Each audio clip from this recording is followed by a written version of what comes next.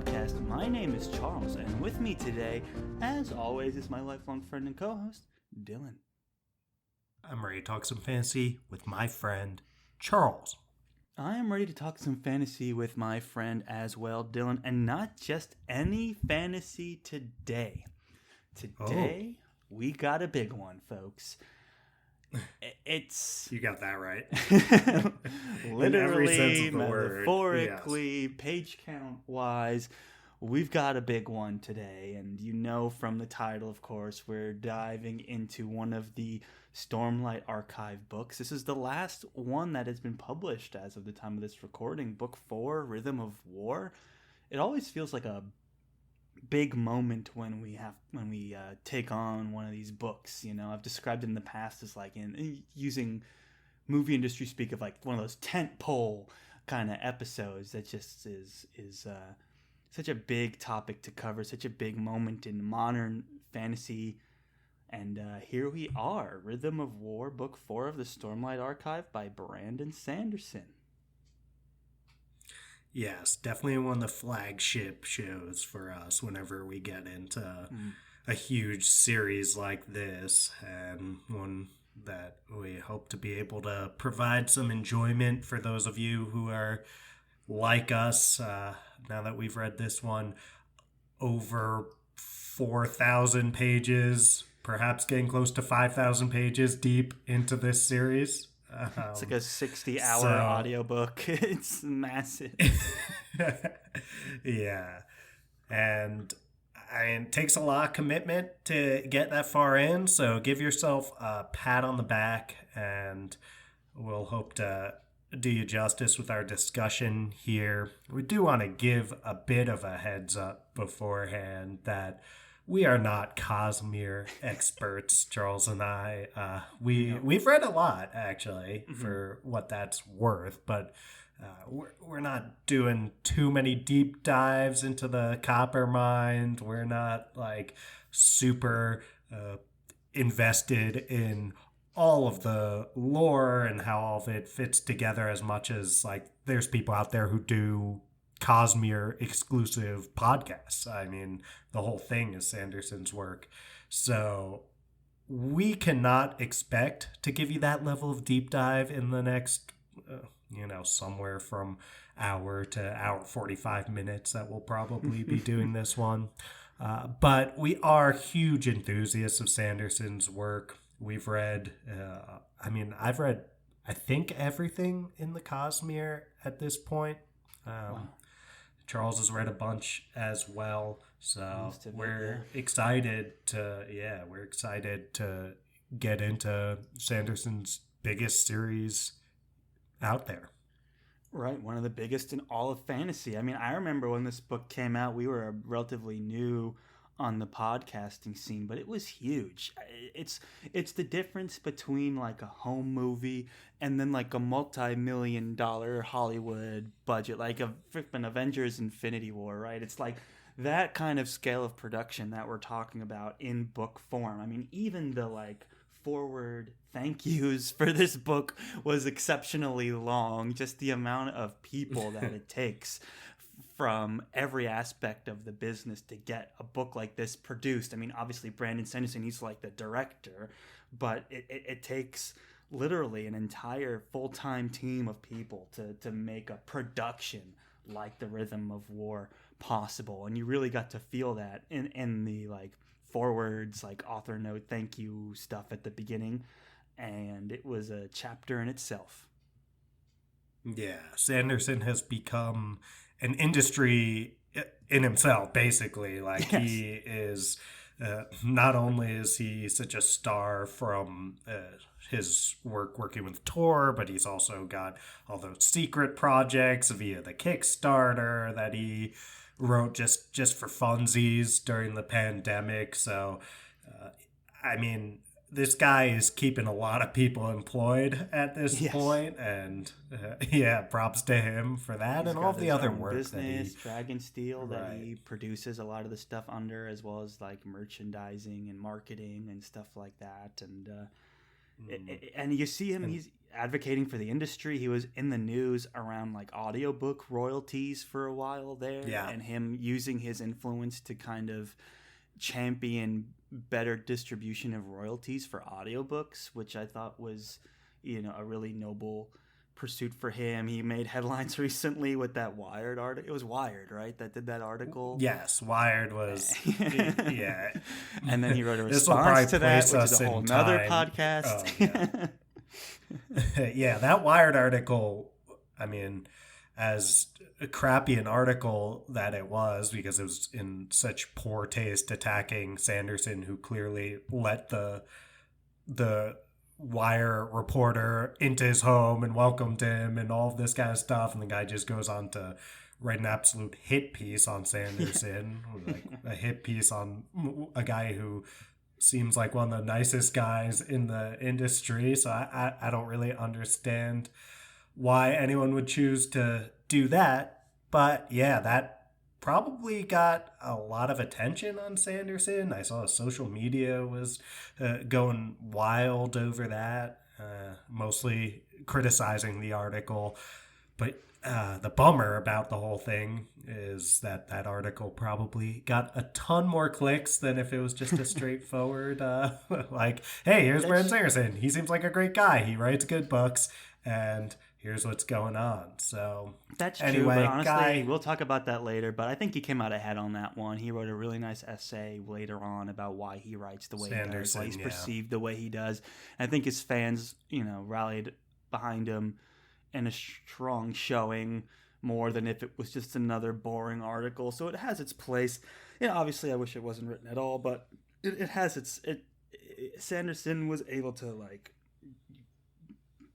to come back from something like that, and that's only because of the massive love and support he's gotten. He's got his own conventions too that thousands of people attend and things like that. So just to feel like we're attempting to plug into all of this, and it's like it's a whole world on its own. There's dedicated podcasts to do like Cosmere stuff, Clappermine stuff exclusively, that if you want to get into the lore, we can do that, but they can do that, but we're here to just, we're two friends talking fantasy over here. We read the book, we'll talk about it.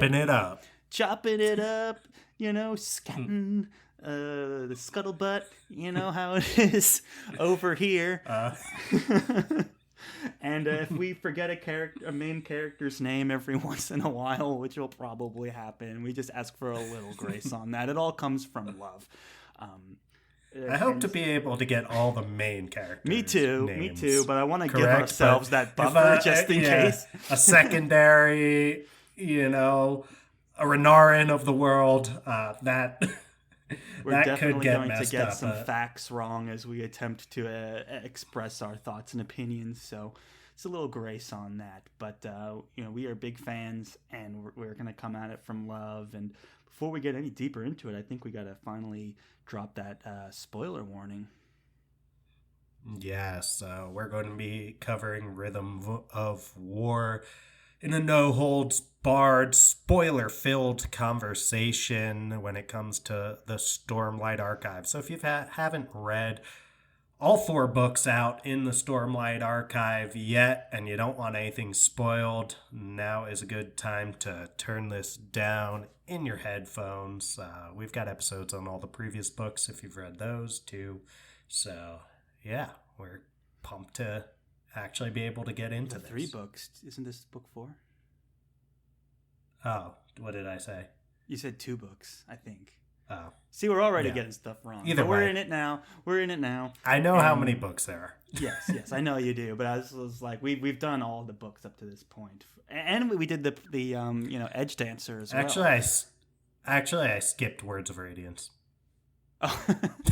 I have to go back and listen to that episode now. You're just like, good point. Yeah, keep going. Yeah. You talked for an hour and 42 minutes straight. I just read. That's probably right. So I just read Edge Dancer twice. I figured that would get me through what I needed to know, and here we are. What's interesting about this book is I want to talk about the foreword because it's going to bring me into my first question for you, Dylan. But to contextualize the whole conversation, it was fascinating. He's like, okay, so Stormlight Archive, in my mind, is 2 5-book arcs, right? Yeah. So we're ending book 4, which means if he sticks to his schedule, which he's not beholden to do, but he's, even as of this book, still planning on it, is that the next book will end an arc, right? So there's a lot of stuff happening there. And he said there's some moments that he's been thinking about that take place at the end of this book with Wit and all that for 20 years. So we've called this book a production already, but to just keep in mind how much effort, work, time went into us being able to read this. It is very rare that a book has gone through that much of a process. So here we are. Just wanted to kind of put that into perspective of where we are in the Stormlight Archive. But the other thing that caught my mind listening to the foreword, Michael Kramer reading it, I was like, man, it's 10 minutes just of all the forward stuff.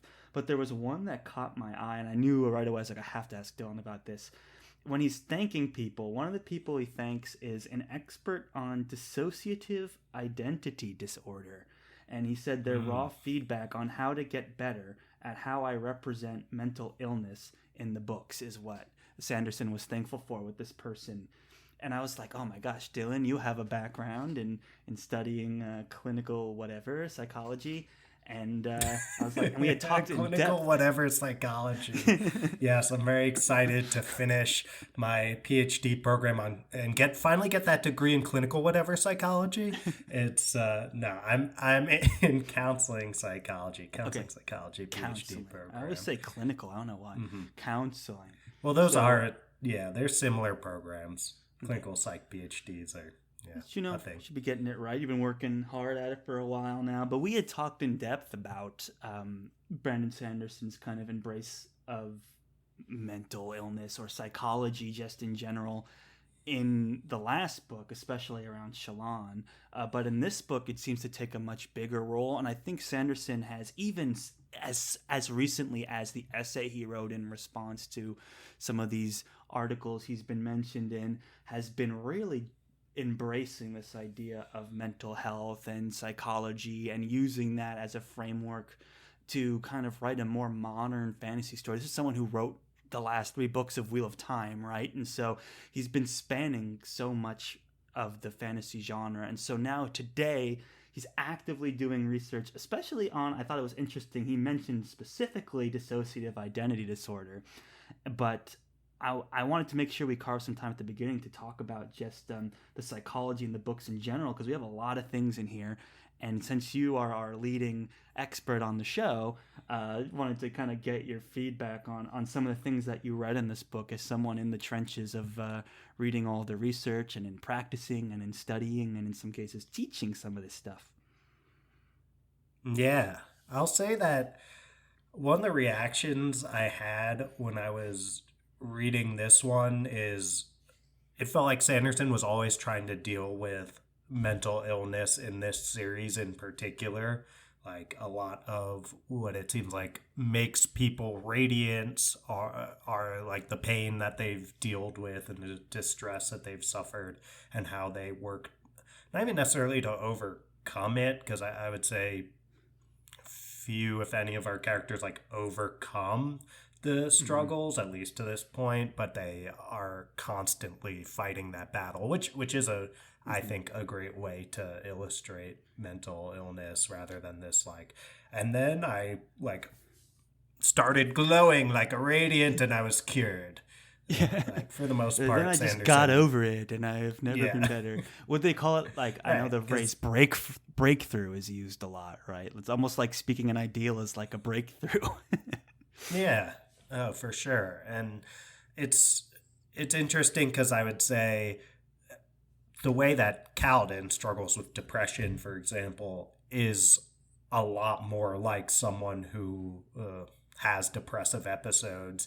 It's a lot more like how Kaladin kind of has he takes 2 steps forward and 1 step back if you're taking the right steps, and I would say even dove into what seemed like PTSD with Kaladin as well. So I was kind of like, okay, Sanderson always was trying to approach these things, and it felt like in between Oathbringer and Rhythm of War, someone put a DSM, which is the Diagnostic and Statistical Manual of Mental Disorders. It's like someone put a DSM in Sanderson's hands and was like helping him. Yeah, probably this expert on dissociative identity disorder was aiding him in some of that, because it was like, it felt more like, at least for me as someone who's like familiar with the criteria of these diagnoses, it felt more like Sanderson was kind of like checking them off more explicitly rather than just working through like, oh, I know when people are depressed, they experience anhedonia or like, you know, lack of pleasure or interest. It's like he more explicitly was like looking at those criteria and trying to use those rather than like, you know, depressed people are sad a lot. It's like, Right. I felt like I'm glad he's using an expert. It's funny, I mentioned dissociative identity disorder in our episode on Oathbringer, if you remember, and I was like, it's a controversial disorder. A lot of people don't even believe it exists, although it is in the DSM and considered a legitimate diagnosis by, you know, the primary methods of determining what is legitimate in psychology and psychiatry there. So, like, the way I view it then is I consider it real. And it's what people used to, like, call, or, like, still colloquially will call multiple personality disorder. That's not the actual name of the disorder, but if you folks at home are wondering like, what is dissociative identity disorder, it's the Shalon stuff.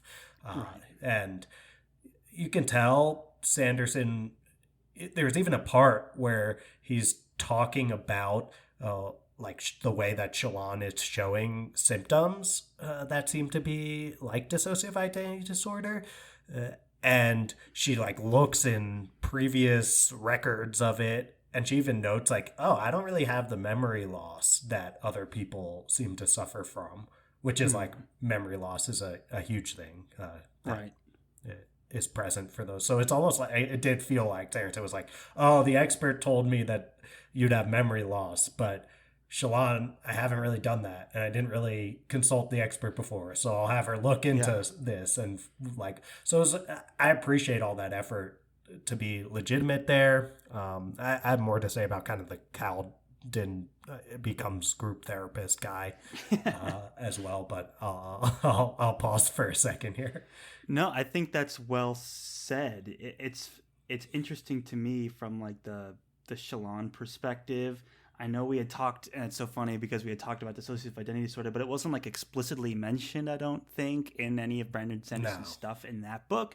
And then in this one, it's not specifically mentioned that it's tied to Shalon, but she's the one where it's like, can Vale come out and speak now? I'd like to speak to Vale. You know, like those old movies where you're talking to someone with split personalities. Yeah.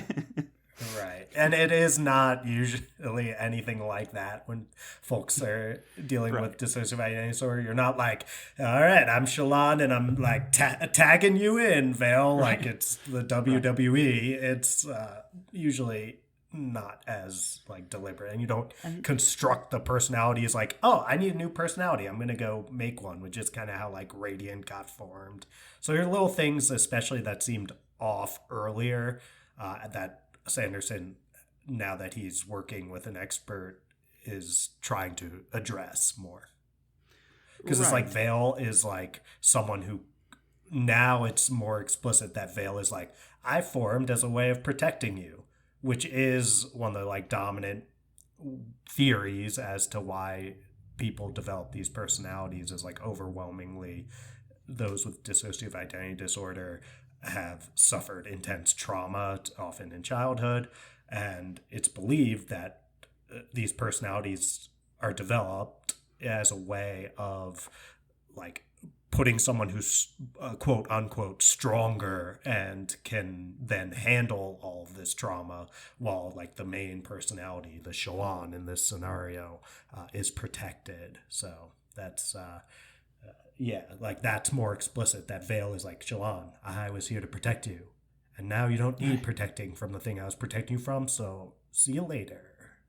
Goodbye. Well, it's really like, yeah, consolidating the personalities, which is also one of the ways that folks, dissociative identity disorder is so rare and, like I said, controversial, that most of the stuff is not like intensely researched. And this is more like how people think about it without knowing for sure. But one of the ways that people think is like a good way to treat it is to try to consolidate the personalities into one like solidified person again. So even that, Sanderson seems to be like, oh, Shallan is working toward healing by bringing Vale back into herself. So all that, yeah, seems like Sanderson has been really working to try to do this the right way. Yeah, and I think that's important to note, right? It's not a one-to-one. Like her different personas are not necessarily dissociative identity disorder. I think there's some interesting things about like imposter syndrome kind of stuff that's with her, and some other characters in this book, like Navani, for example, has some interesting stuff like that. Definitely.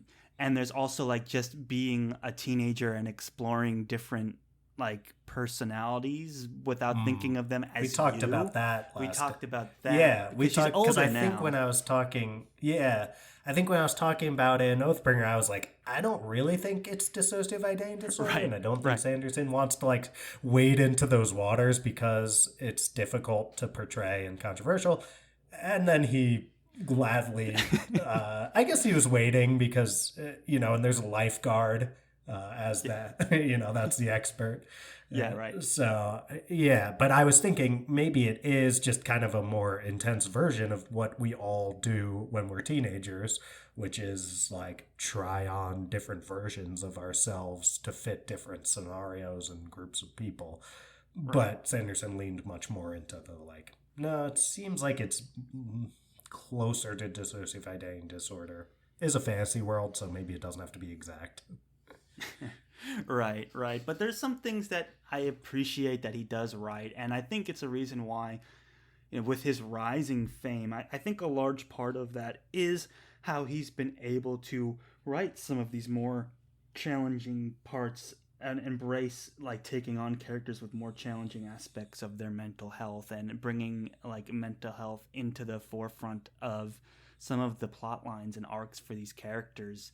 And I think a lot of fantasy fans really have resonated with that and latched onto that. I can't tell you how many like Reddit threads I've seen or articles and researching for this book that I've seen where people really feel an emotional connection with some of the struggles and some of the realizations that these characters go through, not just like fighting the big bad, but realizing that maybe they need help or voicing some of their like breakthrough moments that they needed to have. And I think it's that connection and that ability to like have a deft hand and be respectful of the like experts around mental health to bring that into your characters that has helped Sanderson amass like the following that he has beyond just being a prolific, fantastic author. I think people have really responded to some of these like mental health initiatives that he's kind of adopted into his character arcs.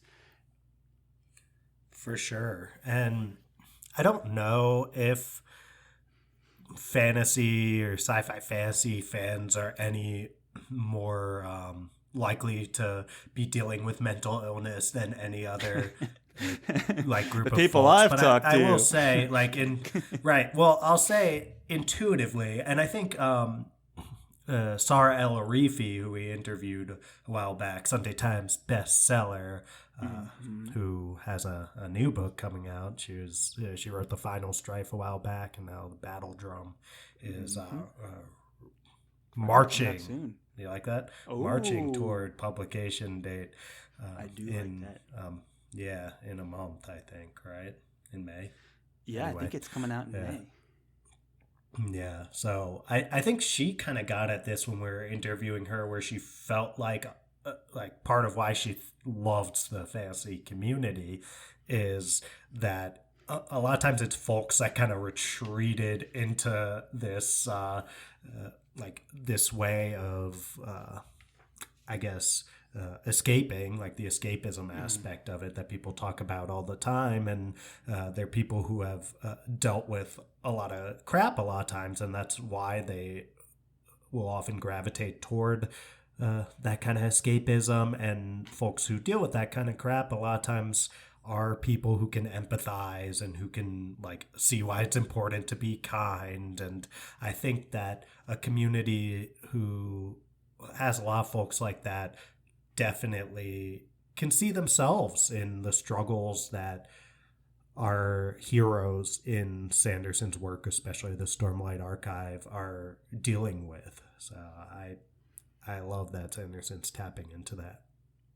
I agree. And one of the other things that I'm like maybe he does or doesn't represent actual dissociative identity disorder perfectly with Shallan, but as he starts to like talk about it with other characters, and I want to just kind of now bring us back to kind of part one. Let's go to Kaladin.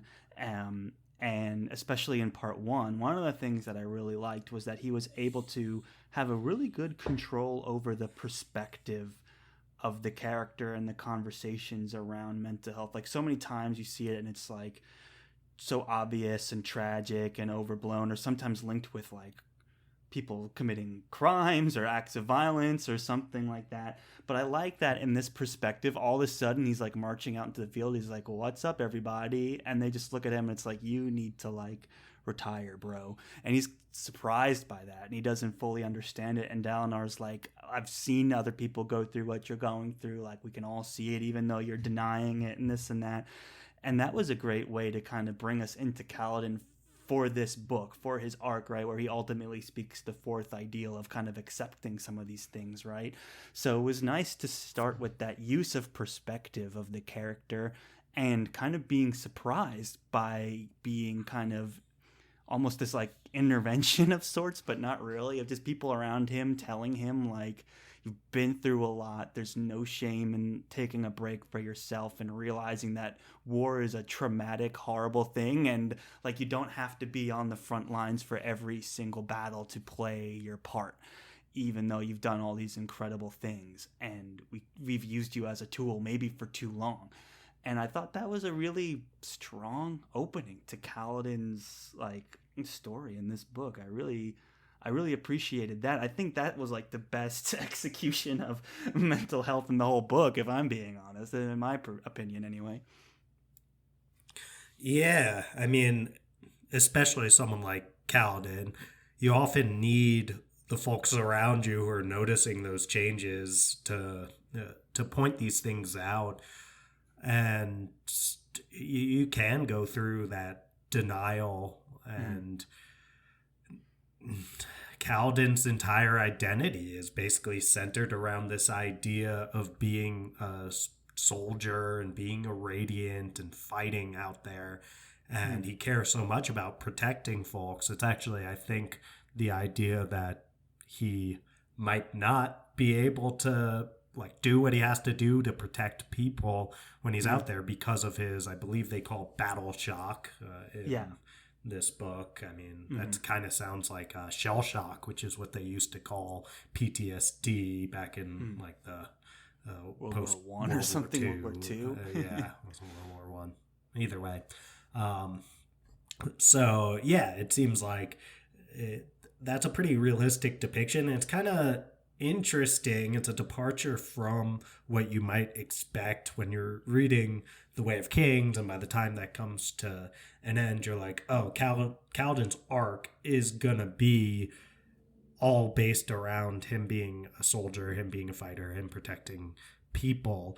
And to see this moment, I never would have expected Kaladin retires from right. from being a soldier and decides to try his hand at surgery. And I was surprised by that, but it's interesting and realistic for everything that Kaladin's gone through. We have so many heroes in fantasy who just watch so much like horrible stuff happen around them, experience so much trauma, lose so many people close to them, and they're like, all right, on to the next battle. It feels like that's the most standard way that it's depicted, right?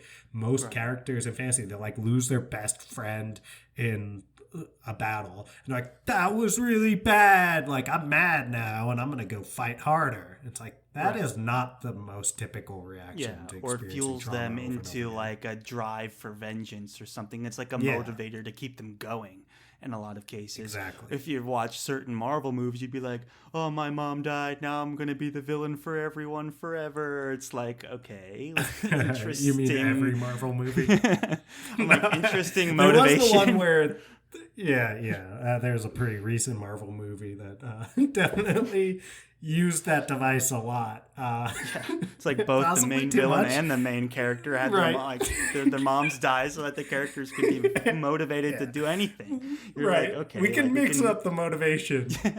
Although it's better than, was it like Iron Man 2 or Iron Man 3, where the main villain's motivation was like that Iron Man was mean to him at a conference? Do you Oh remember that yeah, one? I don't remember which movie it was, but I do remember that for sure. It might have been Yeah, 2. I It's mean like, Marvel's not known for its fantastic villains. I mean, my favorite is Thanos, obviously, but there's few oh and far yeah. between. But exactly right. It's like using, and that's like, an interesting motivation. Like, how do you get people to keep going? And I think it's a progressive thought to say, I can't protect everyone. There's people that I won't be able to protect, but I can still, like, lend myself to the effort, to the war effort, and I can still protect other people. And I can still find meaning in things that aren't like the one thing I think I'm good at, fighting. I like the sense of fulfillment that Kaladin had at the beginning of practicing medicine was a nice twist. And he was working, he's getting back, and he was connecting with his family, he was keeping himself busy, he was helping people, and that was fulfilling for Kaladin for a long time, until of course the violence calls. He couldn't shake it forever. And then he kind of fell out of good Yeah. graces with his dad there for a second. Yeah, that was an interesting way that all that went. I don't know how much I was buying the way that his dad was reacting to some things, like when he totally disowns Oh, Kaladin, when he, yeah. because Kaladin like basically killed someone he had to kill, and it's like, okay, I don't know. It's like, you did it in my surgery room. It's like, that's the line I from had to you? look Is at it, the and that was room bad. where it occurs? Yeah. So, um, I don't know. That wasn't the strongest aspect of Kaladin's storyline, in my opinion, but Mm-hmm. I like to see him sort of going through. It's like, again, it feels almost like Sanderson took like an intro to psych class or like a history of psych class or something here, because he definitely seems to be drawing from with Kaladin how he like he finds all these folks who are just like sitting in the dark dealing with mental illness, and he's like, we need to stop just locking these people up in boxes and then assuming that somehow that helps them get better. We have to like work with them and basically do the equivalent of therapy with them and empathize and blah blah blah, because it's like mirrors the way that we move from just like locking people up in asylums to now Right. more modern ways of thinking about helping folks with mental illness. So yeah, it's an interesting plot line. I will say, despite my appreciation for it, there is still part of me that was like, can we get Kaladin back out there? Not that I Yeah. thought that that was like a thing that made sense for the character, what he was going through. I feel like that was accurately depicted, but there is part of me that's like, oh, we have this like amazing warrior, and he's kind of on the sidelines for probably 800 pages. Yeah. And yeah, so it makes it tough. I'm kind of ambivalent about the whole thing, because there's like, this is realistic. I like that Sanderson's going this way. And also the like, I love awesome Kaladin fight scenes. And we don't Yeah. really get that until later some. Yeah, there's like the squaring off with Moash and squaring off with that, you know, that guy that keeps coming back to life being The like, I'm gonna kill pursuer you. or whatever. Yeah, the pursuer. And it's like, you keep trying, buddy. I don't think it's going to work out for you. But keep at it. And, everyone's got to have a hobby, you know? So that was his. And maybe take up stamp collecting. Yeah, instead. It's just Sanderson's action sequence moments are just so strong that it's like, we need those, you know, to keep us satiated over here. At least I do, anyway. And we got some good ones. Like, I like the whole Moash like stuff at the end, and basically the stuff that happened with Teft, who I liked. And that was another one too that was dealing with like substance abuse stuff and alcoholism and this and that. And unfortunately, wasn't able to make it at the end, but I do like how that tied into his. I like Teft too. I can't save everyone. So yeah, Teft was a loss. That was a tough loss. Yeah, that one hit me, and probably hit me harder than if you just told me at the start of the book, you're like, Teft dies in this one. I'd be like, that's a bummer. But I don't know, something about the way it was written and how it happened, it actually, hit me in the feels a little harder. I guess I do like that Sanderson has created a sort of kryptonite for the Radiants at this point, because it was starting to feel like they're too invincible. Mm-hmm. I think that because it's just like those moments where Shallan and Kaladin just like fall off a cliff and they're just like, we're good, and then people are like getting their limbs cut off and they're like, yeah, I'll just grow that back. It was like, it's kind of taking away from some of the stakes. So I think Sanderson, he's always so talented at seeing the pieces he has on the board and knowing when he has to take one off to make a certain point. And I feel like Teft doubles up as this is the perfect person to get Kaladin to reach that fourth ideal and realize like, there are people I can't protect. And it's also a way to show like, hey, just because these people are Radiants now does not mean they're invincible, and they can die and people you care about can die. So, keep being somewhat on edge when they're fighting. I like that. Yeah, me too. And yeah, I think another part of losing Teft that was so hard was that he was like on the upswing in his like redemption and his recovery, right? And he wasn't quite there yet, but he was, someone you were really rooting for, who was taken right at his most like optimistic potential time. After last book, he was pretty much struggling the whole time. But it was a tough loss. But that's what's it's Sanderson's skill. You're 4 books in, you're like 20,000 pages deep into the story, and you're still getting the feels and the surprises and the loss and everything like that, where it's like he's still he's got tricks up his sleeve still, even after all this time. So yeah, I thought that was great.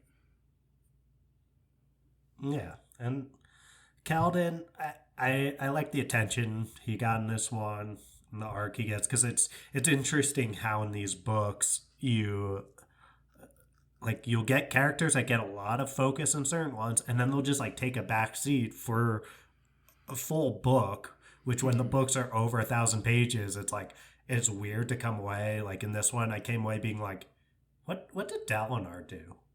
And that's a lot of pages to read to be like, did that character not do a lot? And I kind of feel that way about Dalinar's arc in this one, where like, yeah, he came in to save Kaladin a couple times, like blew him back off the cliff when he jumped, and then sent him the vision of Tien also at the end. He didn't develop as a character really, which is okay, because we got so much focus on him in the previous book. Book was like his book, so I understand why he takes a backseat. And there almost seems to be a pattern of that, if I'm remembering correctly, where does Kaladin kind of take a backseat in Words of Radiance? It's like the book after your book, you kind of don't get as much focus. So yeah, it makes sense. Definitely is a balance here. Yeah. Well, shall we get into some of these other characters and storylines here, Charles? Yeah. I, who are you thinking? I'm kind of thinking Navani. Well, What are you thinking? sure. Navani definitely goes to the forefront in this book in a way that I did not expect. I remember when we did our episode way back on this had to be like over 2 years ago on our favorite mothers in fantasy, Charles. It was like a Mother's Day, like around Mother's Day or something. Did you we put did Navani forward in that? I put Navani. In wow. that. I don't remember that at all. Oh yeah. So it's I've always been a fan of Navani, and I like that she. And that was before you read this book. Yes. So I always, when I picked that, I was like, I'd like to see more Navani because she is really a secondary character throughout. And here's where, I'm not a Cosmere expert. I don't think she's had a point of view before this. I don't really remember that happening, but it's certainly possible that it does. Maybe she had one of those interludes or something. Sure. Yeah. But in this, she is, she does more than Dalinar. I'll tell you that much. Way more. And that's something I never would have expected. When it comes to that couple, I thought that Dalinar would always be the one who we're getting way more screen time for, but it's Navani in this one. Her struggle is one of primarily imposter syndrome, which feels like that's like it's like a huge thing in the public consciousness right now. I feel like imposter syndrome is like something everyone's talking about because it is something that I think the vast majority of us experience in some realm of our life or multiple realms in our lives. So I think it's interesting to see Sanderson approaching that. Imposter syndrome, for the record, not an actual disorder. I kind of don't like the name, honestly. Like imposter syndrome makes it sound like it's a disease. It's not. So either way, I have actually someone in my lab is doing work on I'm trying to remember what they're calling it because they were like didn't like the name either. So they called like imposterism or something, but a more sciencey way of saying it. But anyway, it's interesting to see Sanderson approaching another sort of mental health adjacent topic. Navani's struggle is that she doesn't feel like she's a scholar, and it starts with Gavilar, who's apparently a total. Can I say ass? I think so. Right? As long as I don't imply that might have an orifice after. Oh yeah, dude, don't say that. No, I can't. No orifices, but I can say ass. Yes. Gavilar is an ass, apparently. So he's like, "You're not a scholar," and other stuff. I can't remember the other aspects. It's like, I'm the king. You just sit there and look pretty. That's kind of like how the prologue went. Yeah. So she's struggling with it throughout, and I don't know if it was a lot of time for her to get to the point where she's actually feeling like she's a scholar, and that was kind of the payoff, or the real payoff was, what she say? Like journey before destination, you bastard, to Moash. That was a cool line. Like, that was the best sworn I don't know. ideal yet. Yeah, God. It gives me like definitely. There's scenes at the end of Harry Potter that give me the same vibes of like you root for like the mom getting revenge, and it is just as badass as anything Kaladin could ever do, like that's kind of the thing, that genuine moment that you're like go. It's definitely rooting for her. I was very impressed, but she was doing impressive stuff from the beginning. She was making flying ships, and she was managing an entire team of scientists, and like she's having all these breakthroughs. She's going toe to toe. Yeah, which for the record is like she likes to, or like she was always being like, well, I'm more administrating and like I contribute some, but I kind of direct other people in what to do. So I'm not a scholar, which is like so strange to me as someone in academia, where it's like that much more resembles the role that like a professor who is a scholar would have in their lab, where they're directing other people to do more of the minutia. Yeah. And I would say the professor is the one who's Controlling the most vision. considered the scholar. Yeah, so I don't know. I mean, there's part of me. This could either be considered a bug or a feature of her storyline. There was part of me where I was like, Navani, I'm really struggling to buy at this point after 900 pages. You're still struggling with this, Right. And so it's another one of those things where I'm like, that's probably accurate, because we know there are people who like have accomplished a preposterous amount in their field. Ridiculously accomplished authors, let's say, to stay on point here, who still experience that imposter syndrome, when anyone who looks from the outside is like, how could that person possibly be feeling imposter syndrome? Right. And at the same time, then it's like when you're reading it in a book for 900 pages, there's part of you that's like, just get it. Just get this thing. So it gives me very much, I'm just a shepherd from the Two Rivers vibes. It's like, it's like, Rand, that ship sailed 10,000 pages ago, 20,000 pages ago. Like, it's time to accept that you're the chosen one, like you're like wielding a giant power sword, it's like, let's go. Like, you were never the shepherd from the Two Rivers. From when we've known you, you never ever were. And you could arguably say the same thing for Navani. Like, the minute we get her POV, she's like built a flying warship and is managing a team of scientists. It's like, okay, but I'm not a scholar though, not me. And to your point, Dylan, from her perspective, that's on par with what you'd expect from someone to have that opinion of themselves. But as Sanderson is usually one to be on the forefront of the reader's experience. So it's interesting that he kind of shifts priorities a little bit. Not to say that it was any better or worse than if he had done something else. It is just very much does, I'm just a shepherd from the Two Rivers vibes. It's like, bro, you're like 6'2", jacked, blue eyes. Like, come on, man, you're not like you're the textbook hero. Let's keep it moving, Yeah, I agree with that, Charles. And I know that, and won't get into spoilers for it, but there's an aspect of Sazed's point of view in Mistborn where Sanderson has received similar critiques, like where his illustration of something that a character is struggling with internally is pretty accurate to the actual experience of it. And at the same time, it's like, is this really still happening? Like, can we go? But so that's I don't know. interesting because that character was was a servant, and like their whole hardwired to serve other people in that story. But I guess it's been so long since I've read Mistborn. It's not the imposters. Yeah, no, it's not the imposter syndrome thing. I just don't want to spoil. Yeah. That's fine. It's another kind of internal experience.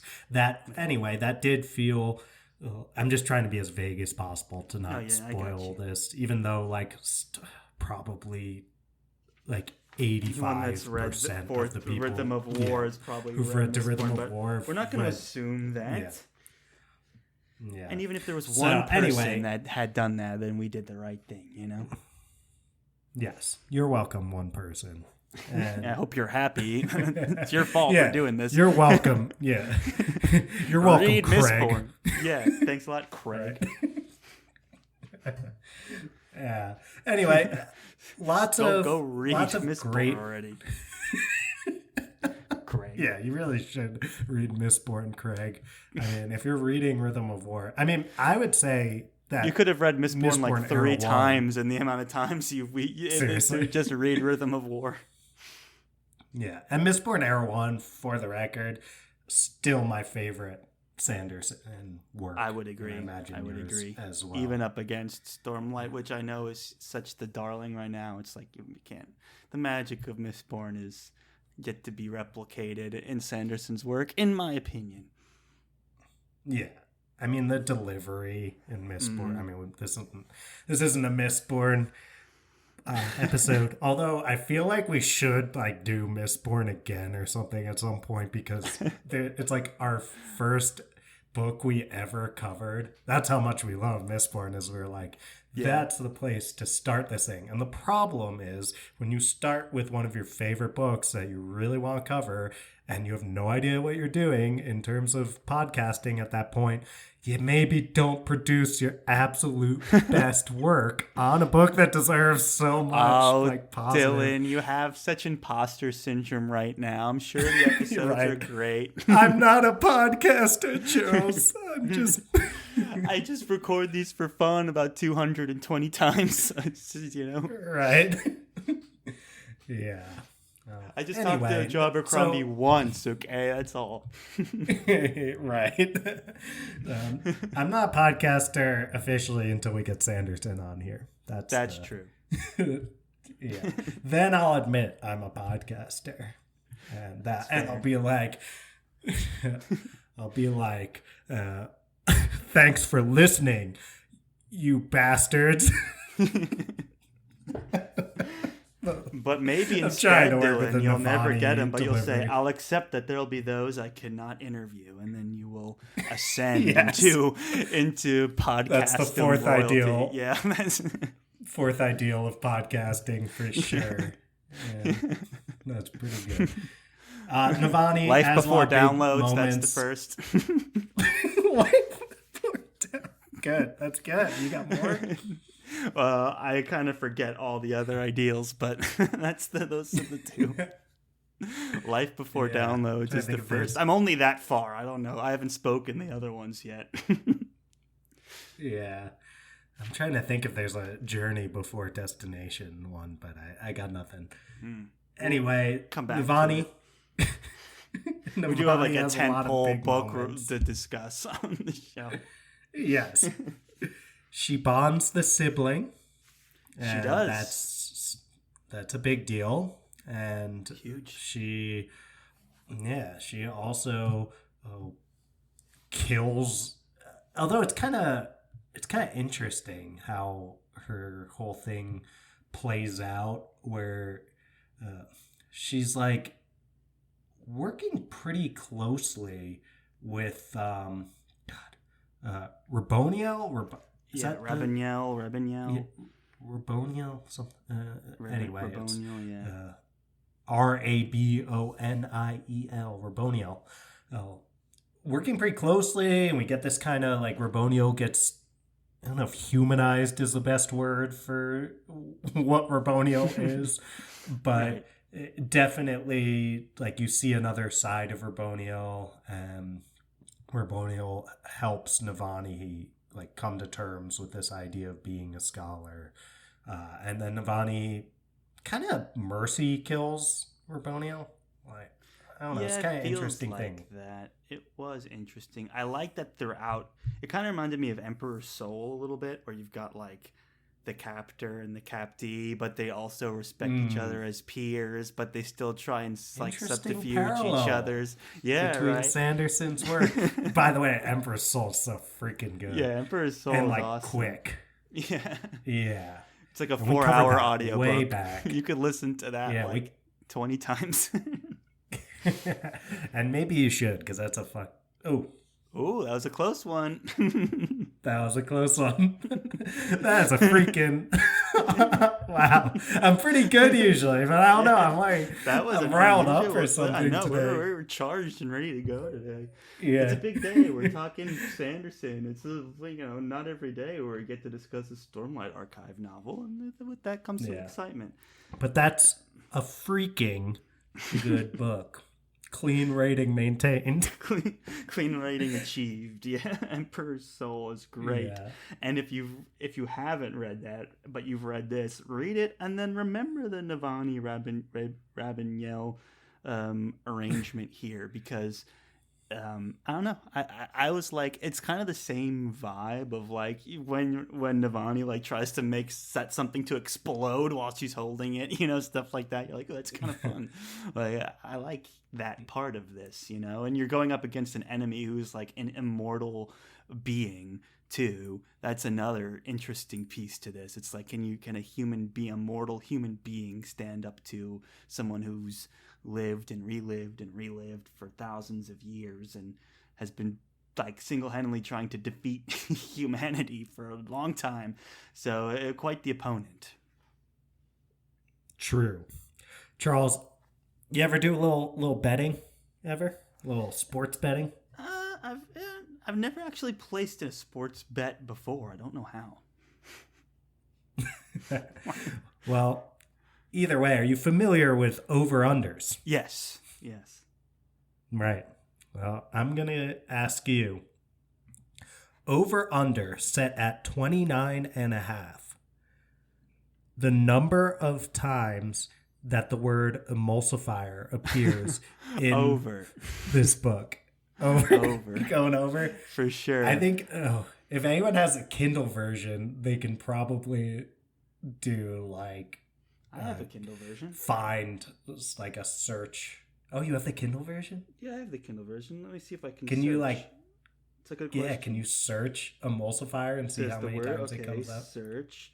The question is, can I spell emulsifier? EMULSIFIER, I believe. Whoa. Okay, now I'm on two devices here. EMUL.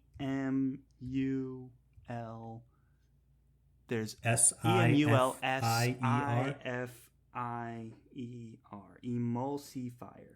Go. Let's see. Okay, that cannot be true. It says 0 results found. That's obviously not true.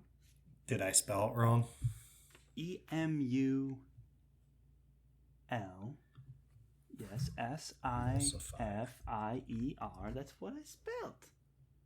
It's correct. EMULSIFIER. What's it? What gives? I guess my search is probably just not working correctly on this darn thing. Oh well, I guess we'll have to look it up later. But yeah, he used it a lot.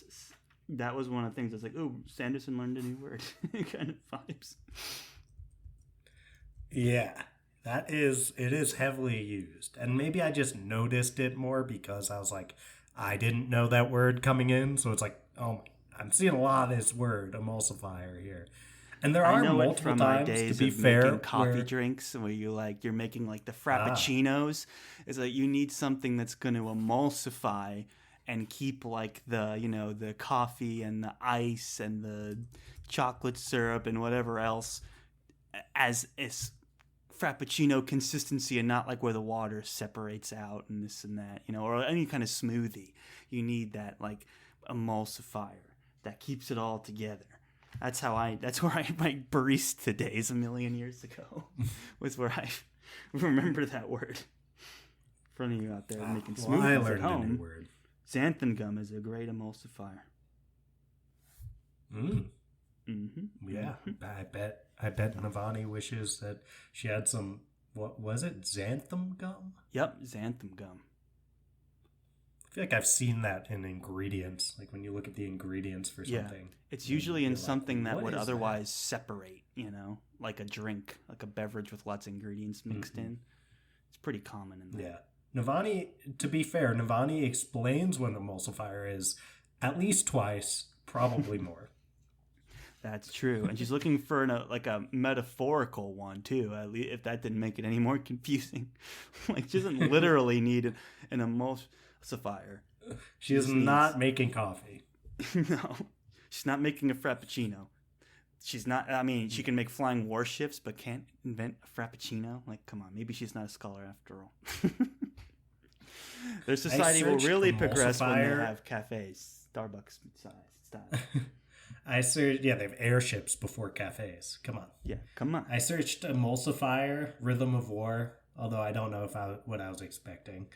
And I found, for some reason, on Apple Podcasts, it says, I don't know, it's probably a podcast I should maybe say the name of, but the Sandersonian Institute of Cosmere Studies, which I imagine is one of those podcasts that covers the Cosmere in depth.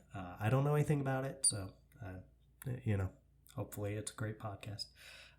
Perhaps the Emulsifier is the Friends We Made Along the Way, is the name of one of their Rhythm of War discussions. So, nice. I feel that way. Because it's a thing that brings things together. I'm glad that we weren't the only ones that noticed that. Yeah.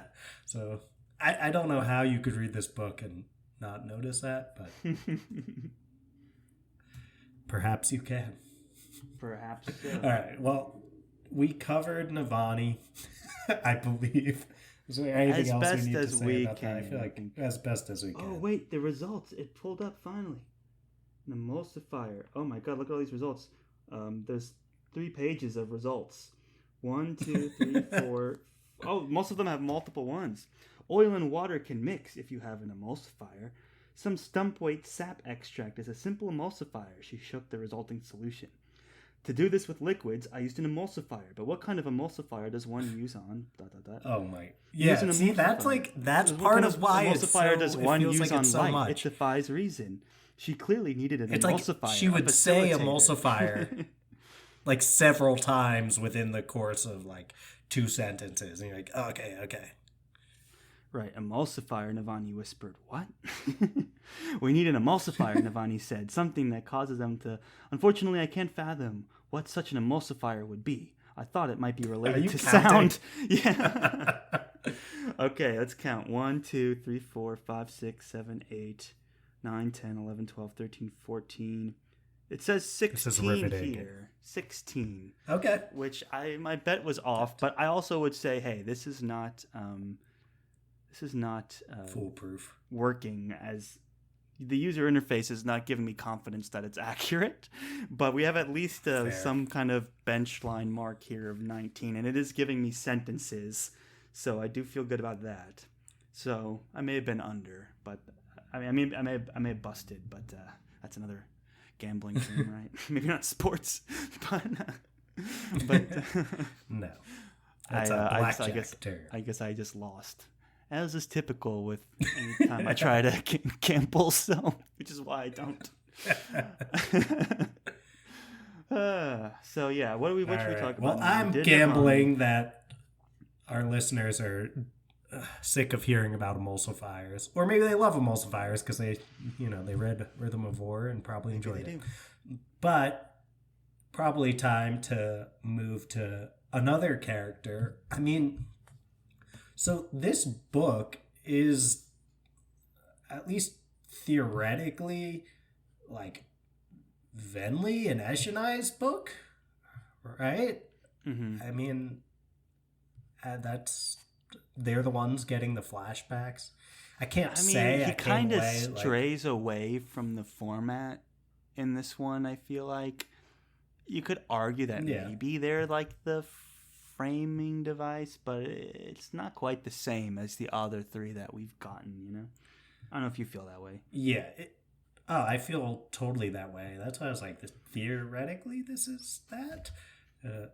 I feel like it's nowhere near the emphasis on Kaladin and Way of Kings or Shallan and Words of Radiance, right? It's like definitely that's where we're getting the flashbacks, but I don't know. I think also there's just not as much meat on the bones for Venli as a character as those other and it's like characters. Look, you had kind of 3 main characters and you did them all, and now it's like you're trying to expand the cast a little bit, and you're like, you're digging into the C team, man. Like, let's be honest, right here. I mean, there's several people. It's like, this is Ant-Man's book. You're like, okay, who cares? Hey, Ant-Man was a good movie. America's. It's fair though. I remember when Ant-Man was coming out, I was like, oh wow, we're really digging the bottom of the barrel here if we're throwing Paul Rudd out there as Ant-Man. They may have said the same thing about Iron Man back in the day, and here we are. in a post Were they? Iron Man world. I mean, who knew anything about Iron Man before that movie came out, you know? I guess. I don't know. I didn't feel like at the time people were like, what are you doing? But it was like the only successful superhero movie back then was like Spider-Man before that. Yeah, you got Spider-Man, you got Batman, the and that's like movies. Yeah, that's true. But yeah, then now look at us. All anyone cares about is superheroes. That's right. We got an Ant-Man, like the Ant-Man 3 we've got in this world this crazy world that we live in. Ant-Man and the Beetle. Don't check that. No. Ant-Man and the Fighting Dung Beetle. That's going to be Ant-Man 4. Don't give him too many ideas. But, okay, sure. So we're talking about Venley. We're talking about... They'll steal that just like they stole Robert V.S. Reddick's idea and made like $1 billion off of the movie. Oh, more than that. Yeah. But yeah, exactly. If you guys, watch a certain Marvel movie, then read a certain Robert V.S. Reddick book, and you'll read see the what Catherine Voyage series. Yeah. And Robert, on our show, noted that he came up with that idea a long time before the Marvel movie we're talking about. So. Absolutely. And I don't know, why are we slandering Marvel today? We came at them for bad villains. We invoked them talking about tentpole releases and flagship releases, and then we cannot shake them now that we did that, True. I just think that's kind of the scale of book that we're like, this is like, a Marvel of the book world, it's a huge release, got all these characters, this big series, got its whole universe. Say, yeah, that's the thing, is there's clear parallels between the Marvel Cinematic Universe and the Cosmere in the sense that we get overlap in some characters even coming across from different books. We also have a really big moment with, oh my God, is it Nightblood? Is that what the sword's called? Am I spacing on that? There's a sword called Nightblood, yes. That's the one that kills the big bad here. Yeah. So, does it kill the big bad, or does it just change the big bad to Teravangian?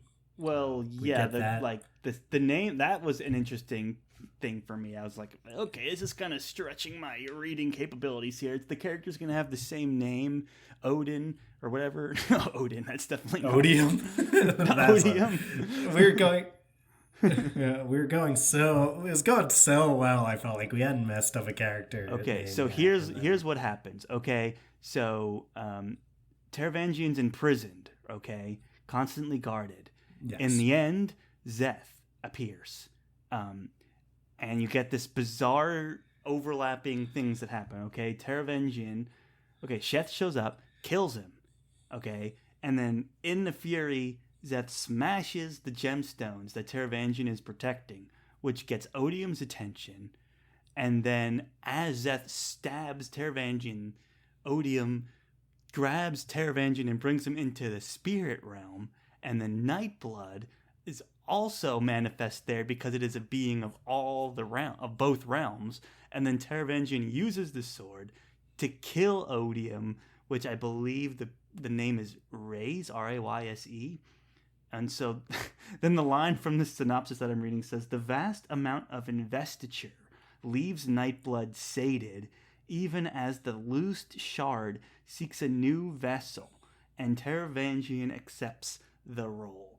So that's what happens. I don't know. In my eyes, you kill the guy with Nightblood and you assume the role of Odium, basically, is how I see it. We've learned from previous books in the Cosmere, including some that we really enjoy, that these shards have actual people kind of behind the scenes running them. So it's just like the same way we've seen that with other characters before. Now we're seeing Teravangian get to wield the power. So that's, I can't say I understand all the like bits and pieces about like I know about the different realms, right? Like the cognitive, the physical, and is it spiritual is the other realm. I know about those. I don't completely understand why Nightblood is a being of all three of those. But either way, we get Taravangian as the new Odium. I don't entirely understand what the implications of that are going to be. I know Taravangian is like portrayed as this political mastermind. I'm not positive we've seen that in practice, really. I feel like we've been told it a lot. Yeah. But especially that, that like 10-minute discussion between Taravangian and Dalinar in this book. I was like, this is too much for me. We're just explaining each other's strategies to each other. And I'm like, can we let this go and move on, please? I don't know. Probably my biggest criticism of this book would be just the characters constantly explaining their motives and what they're doing to each other. I don't know what was going on with that in this book. It feels like, I don't know, it just kept feeling like to me that like Sanderson's alpha readers or beta readers or whatever were writing like, why would Yasna do this? Because she usually is so logical and blah, blah, blah. And then Sanderson, because he's like has a lot of humility and all that stuff, was probably like, oh, I should like explain that. That's a good point. And then it's like that's happening over and over again, where then characters will point out like, Yasna, why are you doing this? You're usually logical, said, who knows, Dalinar. And then Yasna's like, well, actually, even though I normally would do this, it's actually logical in this scenario to do that. And it's like, I don't care. Yeah.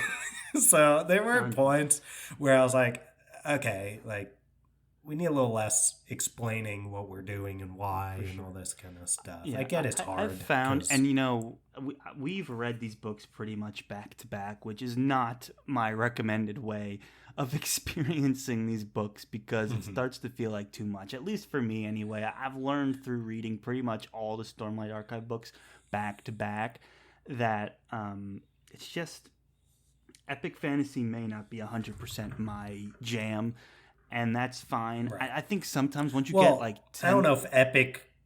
I want to push back on the idea that epic fantasy in itself is not your jam, but maybe just in the form of like extended 1,000 when I say epic fantasy, I'm talking like Wheel of Time, Malazan, Stormlight Archive, right? Big, but even big, like Lord big. of the Rings is probably epic fantasy. Yeah, but So I guess whatever the distinction gets, I get what you mean. Like I'm just trying to clarify. 12,000 page door stoppers. Like Lord of the Rings is like 300 page. 12,000.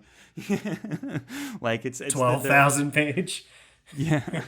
So there's the kind of fantasy like the Malazans of the world, like the Stormlight Archives of the world, where I feel like, and I don't want to take it away from them because I do believe that a part of the reason they're popular and people like them is because they're written this way. Like the exchange of ideas, the intense plotting, the intense explanation of stuff, I feel like can be part of the reading experience for these kinds of stories.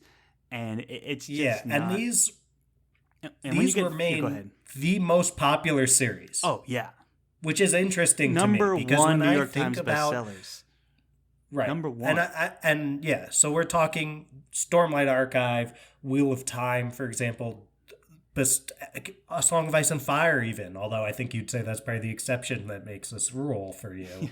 Because I know you're a gigantic fan of that series. It kind of falls into like the weird Harry Potter world too. It's like it's 7 books, but it's not like the same epic fantasy realm that I would put into another series that has 7 books or 10 books. It's like a different feel to it. Yeah, it's a different feel. And also, I'll say, Wheel of Time and Stormlight, you'd still say you're a fan of. It's when you compare it to something like Mistborn, like we were talking about, narrative approach. It's like to Stormlight versus versus Game of Thrones, for Song of Ice and Fire. There's just something different about it that's more in line with like a Malazan, where it's like the world building and the plotting and having tons of detail and Right. embracing that, like the world building for world building's sake kind of aspect. I feel like Yeah. is a positive, is a feature for these kinds of stories, and I think Stormlight Archive is Sanderson's way to kind of indulge himself a little bit in the parts of fantasy that he really enjoys, which is creating the worlds. And he's kind of showing you the back end almost as the feature, right? And it's like, okay, well, to me, that's not a feature for a lot of stories. I like to assume a lot of stuff and let the characters and the themes take the forefront. But like when you have this complex magic system, this complex series of different species and characters and classes and like all this and that and shards and realms and strategies, and you're like, okay, like I can picture some people being like, wow, so imaginative, so cool, so interesting. I want to know more. Give me more. Like, I feel like that's a lot of people who enjoy the story, and I do think that that's something that is a advertised benefit of the story. But for me, like to your point, like it can be a lot, and that's not to say it's bad. It is a feature in a lot of cases, but it is definitely a style of fantasy that we see every once in a while, and they're usually super popular. Like, I mean, Wheel of Time is one of the most popular fantasy series ever, and Malazan is a huge like following as well. So there is definitely an appeal to it. It's just interesting how Sanderson's kind of foray into this. He wrote the last 3 books of Wheel of Time, but I feel like this is his own story, right? It's got this magnum opus kind of vibe to it. So he's going all out. He's explaining everything. He's not holding anything back. And so it's weird coming from like Mistborn, Emperor's Soul, like Warbreaker, whatever else that we've read of his, which is much more condensed, tight, setup, payoff, reading experience, popcorn fun, and then you get into this, which is like, I'm going to unleash what compels me to write thousands of pages every year, like onto you, the reader, through this story. And it's a lot to accept, but it's certainly a unique reading experience for sure. Right. And so it's just odd to me that these are the series that seem to be the most popular when our literal first episode ever is, which I never recommend anyone listen to ever, is Please don't. our welcome / gateway fantasy recommendations episode. And that is, and I would never think to recommend the Stormlight Archive as a gateway fantasy recommendation, especially when my favorite gateway fantasy recommendation is sitting right out there as a Brandon Sanderson book, Mistborn. And it's like, I don't know, I just don't, it's odd to me that the books that I consider the most accessible books, while often very successful, Mistborn was very successful, are not as successful as these huge Chihuahua killer filled epic fantasy series. I think, which maybe doesn't, the Chihuahua killer moniker maybe sounds like I'm saying that there are a lot of characters in it that are Chihuahua killers.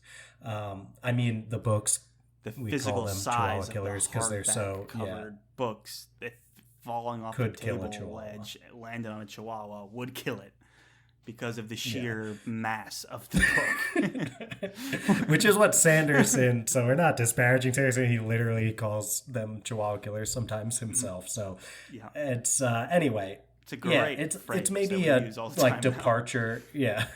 It's a departure from the conversation we probably should be having right now with Rhythm of War, but it's an interesting conversation, always one that surprises me. I don't fully understand why the huge epic fantasy series with 1 million books in them, each 1,000+ pages, are the bigger selling ones than something like Mistborn that is a lot more accessible. Yeah. But one anyway, rides on the tailwinds of Sanderson's other work and notoriety and things like that.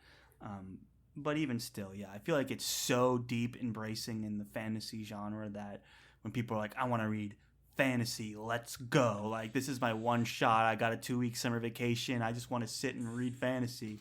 Like, this is like one of the offerings, you know. So I see it in some ways. It's just interesting.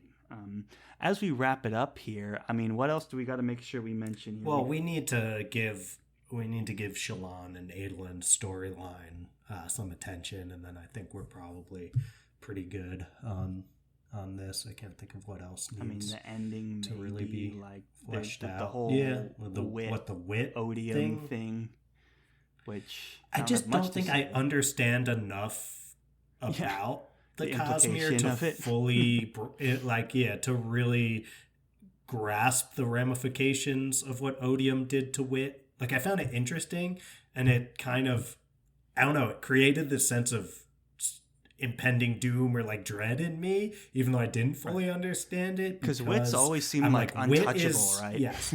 He's got, it's Hoyd.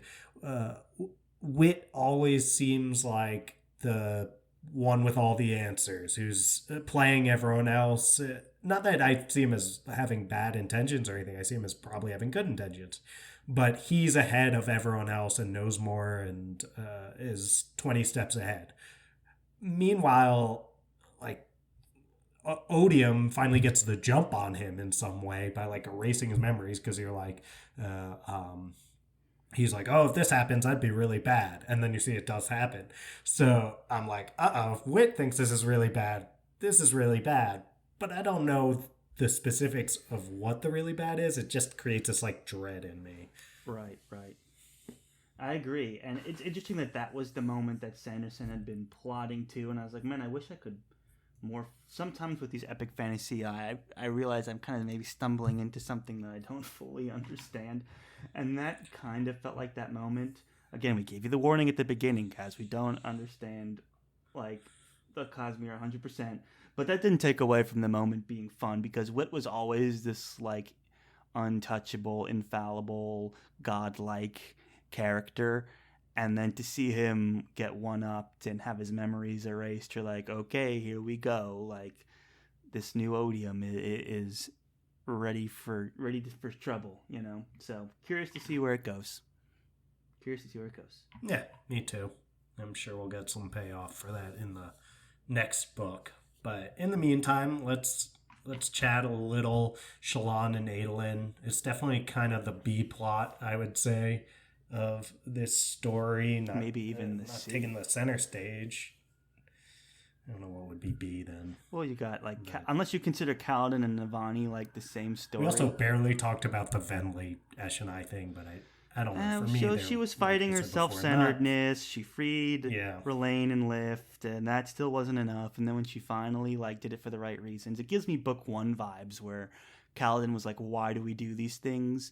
And like, because it's the right thing to do, essentially. And so that's what she finally realized in this book. And you're like, okay. It's well-trodden ground.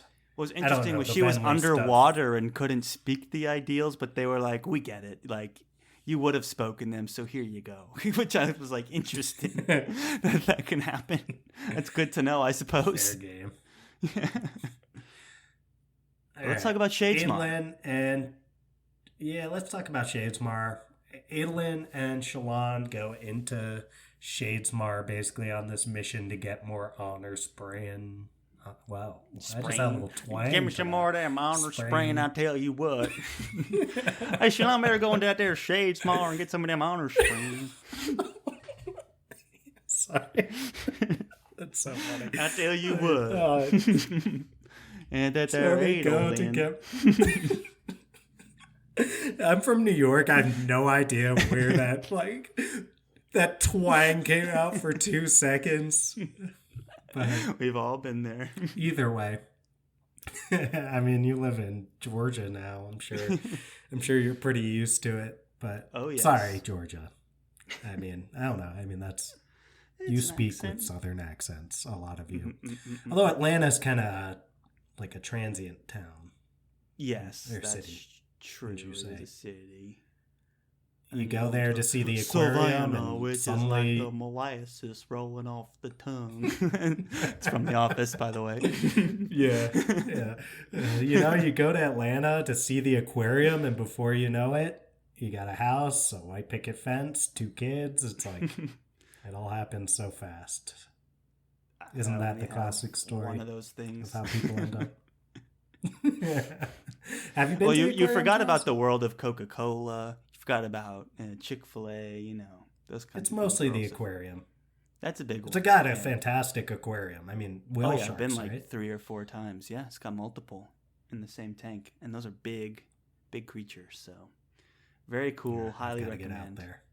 But anyway, we are rapidly Yeah. approaching time. So whatever we have to say about Shadesmar, Okay. we better go ahead and do it right quick. I Shadesmar. tell you what, faster than a critter in a frying pan. You know what I'm saying? Yes. So we get this moment. So we get Shallan throughout the book.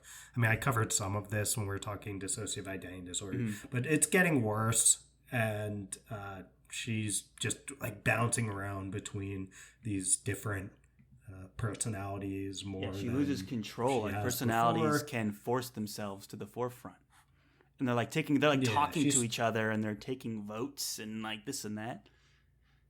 Definitely gets more extreme. It does get more extreme. It's kind of jarring for me. I can't say I loved the reading experience of dealing with all of that, but I appreciate Sanderson's efforts in that direction. We get Adolin, who's struggling with a lot of daddy issues for the most part. He is, I don't know, he's going to prove himself now because he's going to be put on trial for every bad thing a person has ever done.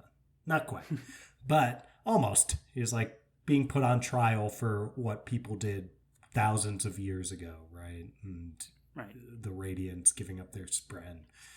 So he kind of, meanwhile, Shallan's working behind the scenes with the, oh, come on, Dylan. Come on, we can do this. Oh. The Ghost Bloods.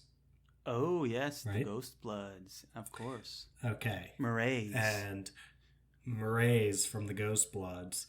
It kind of ends up that whole thing doesn't amount to much because she kind of separates herself from it at the end. The most interesting part of that is probably at the end, Marays is like, ooh, like what's he say? Lord of Scars isn't going to be happy about this. No, and that might she does get our spurn ears. the Nightbloods. Yeah, that might get our ears perking for those of us who are fans of Mistborn. It sure does. But otherwise, I don't know. She makes some progress, like we said. She brings Vale in, and Adolin. The coolest part of that was the part where Mara, I believe is his sort of dead spread. Maya. So close. I almost made the whole episode without. Yeah. You're doing great. So Maya talks. We chose. We chose. Yeah. That was the coolest part, I thought. Your thoughts, Charles?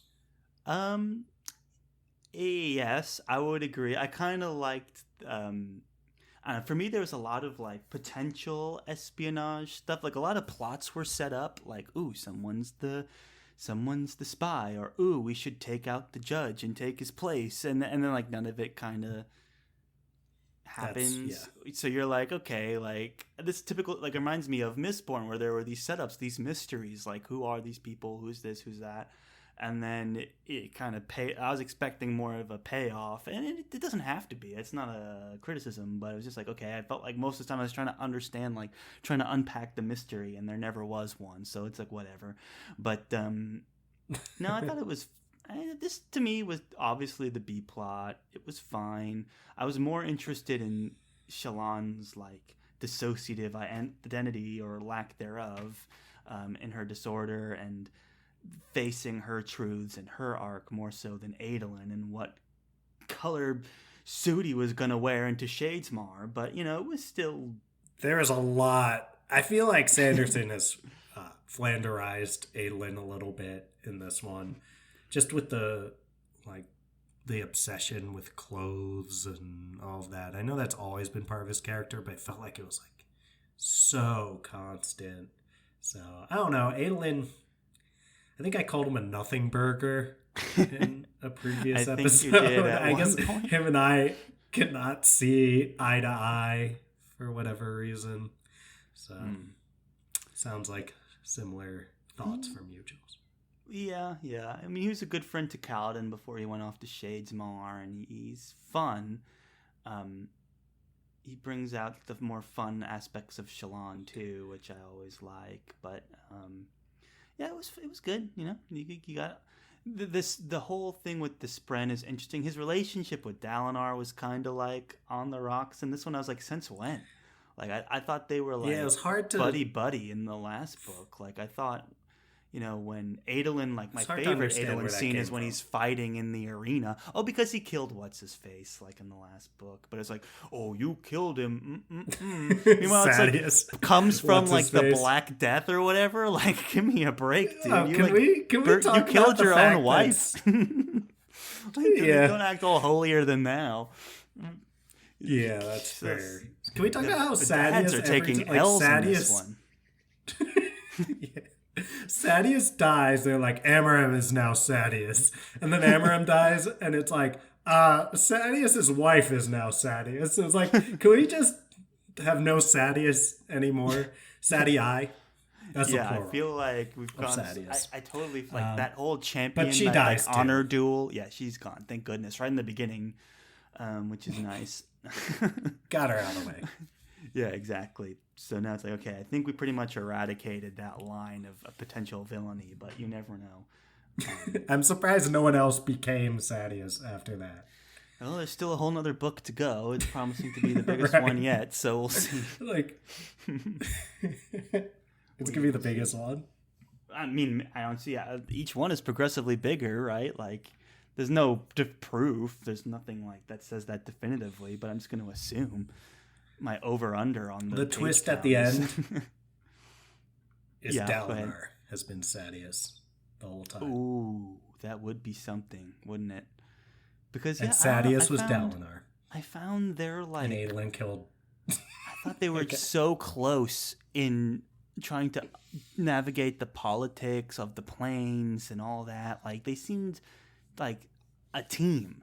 And then that all just completely fell apart. Maybe I was misreading their relationship, or maybe just the act of Adolin killing someone really rubbed Dalinar the wrong way or whatever. But I was really not feeling the conflict between the two of them. I think maybe we just need a little more context with those guys, but they didn't really. It wasn't their book to shine. What did shine was good. So, you know, as for a B plot, I was okay with it. But yeah, I thought both dads being like, "Oh, son, you killed one person. I can't love you anymore." It's like, what are you talking about? You know, both dads. did Yeah, that. and when Dalinar first heard the news, he was like, "Well, that's pretty bad, but you know, we'll be okay." Like, he heard it in It's like, Oathbringer. he I can't be think. king because he And he killed was- one person. You're like, okay, Yeah. whatever. Or was that even? When did Adolin kill? I think it was the Sadeas? end of the Jeez. last book, was- because that's why not Navani, what's her face is the queen. It wasn't the end of Words of Radiance. I thought it was the end of the last book where what's her face becomes queen, because the reason she became queen was because Dalinar didn't want to make Adolin king. No, because he Adolin didn't killed want to someone. be. Adolin didn't want to be. Yeah, he didn't want it, but I also think something to do with him killing. And I think he told Dalinar in Oathbringer, and then Dalinar Oh, maybe was so. like, "Okay, yeah." Adolin, I'm gonna look it up. I think he does Words of Radiance, chapter 89. So then he just kind of holds on to the secret, and there's that whole like investigation where Shallan is helping him look for who killed Sadeas, but it was actually Adolin. Like, that all goes on in Oathbringer. But you know, it's hard to keep track when we've read these books pretty much back to back to back. Yeah, to back. All kind of blurs together. And then, yeah, I was talking about Yeah. Yasna, actually. Either I way. can't remember her name. I'm with you. I don't really quite get the like.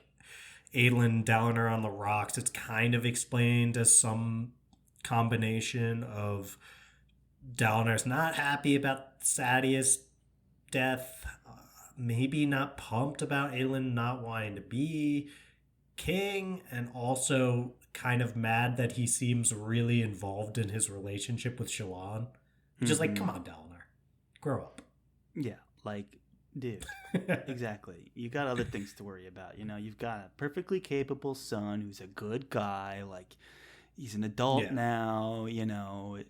And I did like that. It reminds me of one of the interludes we got of, I can't remember her name, I'm sorry, Kaladin's mom, basically going to the dad and being like, come on, dude, you're being a little unreasonable here. Like, don't act like that was such a surprise, and maybe this is more your problem than anything poor Kaladin ever did. You know, look at all he's accomplished, this and that. And I was like, that's a great interlude. Like, telling it like it is, you know. I appreciated that because man, I was like, man, these dads in these stories just turning away their sons for no reason. But the moms are stepping up. Moms are stepping up. Between Navani and Kaladin's mom. Yeah. Props. Mad props. Can I speak to something while we're... Yeah. Last I got a hard stop coming up very quickly, so... I know. You got time, though. Speak your piece. My piece is... Did you notice that Sanderson has, like, 0 bad romantic relationships in his books? Yeah. Well, I mean, he's got... Think of one, like... romantic relationship that like is toxic in any Sanderson. Well, I don't know, this Wit and Yasna matchup. They're not romantic, bro. And even that one is like not necessarily toxic. Not toxic to them. Not toxic and not romantic. All right. So how about you name one actual romantic relationship? Well, you know, Sanderson always remains like a, you know, do the right thing, be honest, be virtuistic, be true. Like, that kind of rings through in all of his books. He doesn't go as far. He's not grimdark, like, you know. I know, but even like Sadeas and his wife have like a very, like, healthy, before Sadeas dies, they had like a very healthy... Like, what is going on here? Well, the mental I don't know. I was just thinking about doesn't necessarily extend into the relationships. Like, those are fine. It's our self-brooding that is the problem with our characters, not how we treat each other. We treat each other great. Yeah. I don't know. I was just thinking about that. I'll keep an eye out now. Because there's so much in Sanderson... Yeah, there's so much in Sanderson's work that feels like once 2 characters get together, they're just like, and now I love you, and we never have any like legitimate issue. You know, there's every once in a while they'll have a little tiff. But for the most part, it's just like, and then Shallan looked at Adolin and she was like, I love this man more than anything else in the world. I don't know if you count this as a relationship, but you've got Navani and her original husband were not a great match. The king... He was mean to her. Okay. That was toxic. Yeah, but it's not an it happened off camera, but we got the intro, we got the opening. Sure, but it's still before the events of the book. Yeah, it's not. There's like no an active like once characters get together who were not together at the start of the book, that's a guarantee. They're at the start of the series. That's a guarantee that they're good. And the overwhelming majority of characters that are already together are like in fantastic relationships. I don't know. We'll I know Kaladin went through a breakup over the course of the previous year. So theoretically, that off the page relationship was not great. Yeah, but we don't. But even that, Kaladin was like, I really grew from that, and things ended on good terms. She's a wonderful human being, and I wish her all the best. Right? Exactly. So, I don't know. Interesting thing I noted, because I was thinking about like Joe Abercrombie's relationships. I was like, that feels it's very much truer. On brand with Sanderson, though. You know, he's got a style. Yeah. You know, there's many parts of him that are squeaky clean and wholesome, and I think his relationships have always been a part of that. So, we'll see. Yes. I'll keep an eye out, though. That's very interesting. But you know what? I think we've said enough for one day. I'm sorry, like we said at the beginning, we weren't going to get to all of it. There's a lot here that we gave you an hour and 40 minutes. But I think we did a good job. I'm happy with this one. Another one in the books. I'm happy. I really don't think there's anything left to do except play that sweet, sweet outro music. Let's get that sweet, sweet outro music pumping, Charles. You got it. The rhythm of something. I don't know. The rhythm of the outro music. Yeah. Thank you all so Trying to much. do something there. I appreciated it, man. This is like a battle drum rhythm war-like song, so I see where you were coming from. It's a classic. It's the sweet, sweet outro music. You gotta love it. And we love you guys. Thank you so much for listening. If you like what you heard today and you want to support the show, go ahead and reach out or just say hi, share your thoughts. Tell us what we got wrong about the Stormlight Archive. That's over on social media. That's at the FTF Podcast on Instagram and at the FTF Podcast with the number 1 at the end on Twitter. Now, Dylan, if they like what they heard today and they're supporting us on social media, but they want to support us even more, what can they do? Toss 5 stars to our podcast, which you can now do on Spotify, where most of you are listening. It's just 2 clicks at the top of the Friends Talking Fantasy podcast feed, and it helps us so much. You can also rate and or review on Apple Podcasts, so we'd love to see a 5-star review from you there. We just got one more that I was sending to Charles yesterday, and it put a smile on my face, and I could just tell Charles was smiling through his text responses. Ear to ear, Dylan. Ear to ear. Yes. So thank you so much to that reviewer, and thank you all so much, because just listening is more than enough. Really appreciate that. Well said, Dylan. Thank you all so much for listening to this episode. We greatly appreciate it. You all are so awesome. Thank you, thank you, thank you. And as always, folks, go forth and conquer, friends.